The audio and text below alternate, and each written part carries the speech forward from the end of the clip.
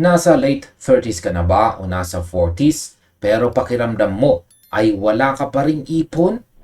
Huwag kang matakot dahil hindi pa huli ang lahat.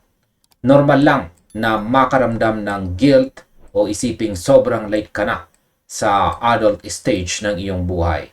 Pero tandaan mo, bawat araw na dumarating ay bagong pagkakataon para magsimula. Kaya sa video na ito, tutulungan kitang bumangon at unti-unting mabuo ang iyong financial future gamit ang 6 na simpleng hakbang na kaya mong simulan ngayon mismo.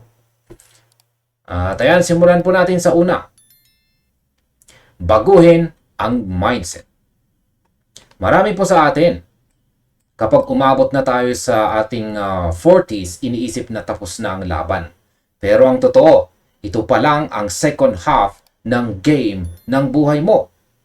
Kung dati ay puro gastos at walang plano sa pera, tapos na yon. Ang mahalaga ay kung ano ang gagawin mo ngayon.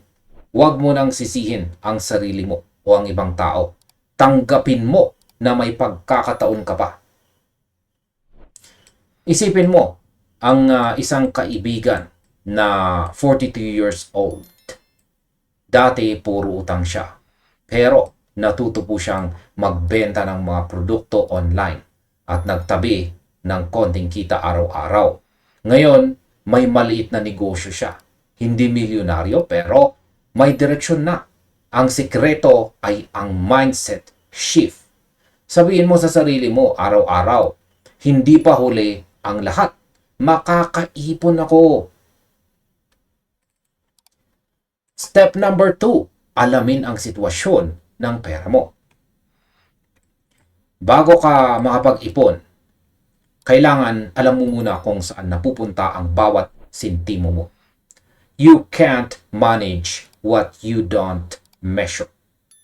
Kumuha ka ng notebook o gumamit ng app sa phone. Sa loob ng 30 days, isulat mo lahat ng gastos mo, kahit yung maliit na halaga ng kape o load. Pagkatapos ng isang buwan, makikita mo kung saan ka lumalagpas. Ang goal ng mga eksperto para sa mga nasa 40s ay magkaroon ng at least 3 times ng iyong annual income bilang savings. Kung 30,000 ang monthly income mo, ang annual ay 360,000 pesos. Ang target total savings mo ay 1 million pesos. Parang ang laki, di po ba? Pero kung hahatiin natin ang 10 years, 9,000 pesos lang kada buwan yan. Kung hindi kaya agad, magsimula sa maliit. Ang mahalaga ay consistent. Step number 3, pay yourself first. Ito po ang golden rule ng mga taong maalam sa pera. Pay yourself first. Kapag natanggap mo ang sahod mo, ilipat mo agad ang porsyento ng ipon bago ka gumastos. Huwag mong hintayin kung ano ang matira sa katapusan dahil kadalasan walang natitira. Ilagay mo agad ang 30% ng income mo sa isang hiwalay na savings account.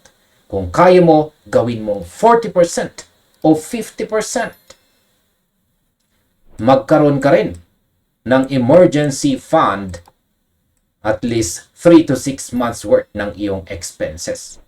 Para kung may biglang emergency, hindi ka agad mangungutang.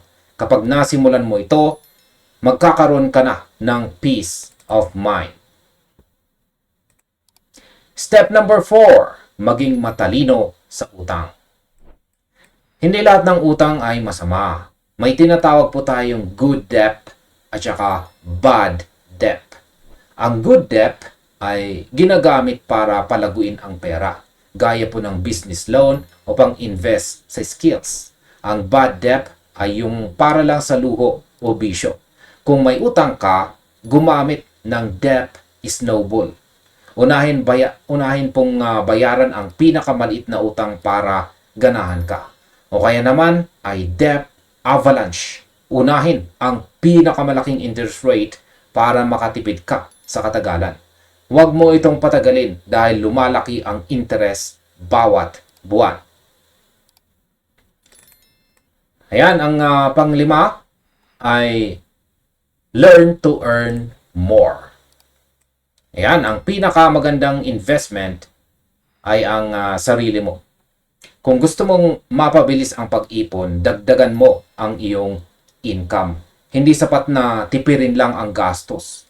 Sa panahon ngayon, kahit 40s ka na, pwede ka pa rin matuto ng bagong skill online gaya po ng freelancing o digital marketing. Subukan mo rin na maglagay ng pera sa mga low-risk investment tulad po ng Pag-ibig MP2. Nagbibigay ito ng mas mataas na interest kaysa sa regular savings account sa bangko. Passive income ito, pero siguraduhin mong pag-aralan muna ang bawat papasukin mong investment. Huwag basta-basta mag-invest dahil lamang sa hype. Ayan, ang pang-anim ay syempre ang health at ang disiplina.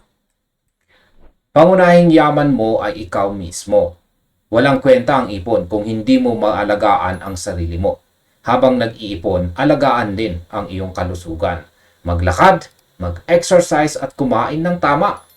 20 years from now, gusto mong buhay ka pa para ma-enjoy ang pinaghirapan mo. Kailangan din ng matinding disiplina. Kahit maliit na halaga, basta tuloy-tuloy ay lalaki rin yan. Ang goal mo ay simple. Huwag maging pabigat sa pamilya mo pagdating ng retirement. Habang may panahon pa, gawin mo na. Tandaan, the best time to plant a tree was 20 years ago. The second best time is now. Tigilan na ang panghihinayang sa nakaraan at harapin ang hinaharap. Kung kaya mong magtrabaho araw-araw, kaya mo ring mag-ipon araw-araw. Darating ang araw na masasabi mo sa sarili mo, buti na lang, nagsimula ako. At hanggang dito na lamang po tayo sa video na ito mga kaipon tips. Maraming salamat sa inyong panonood. Panoorin na rin po ninyo sunod ang recommended video natin dito.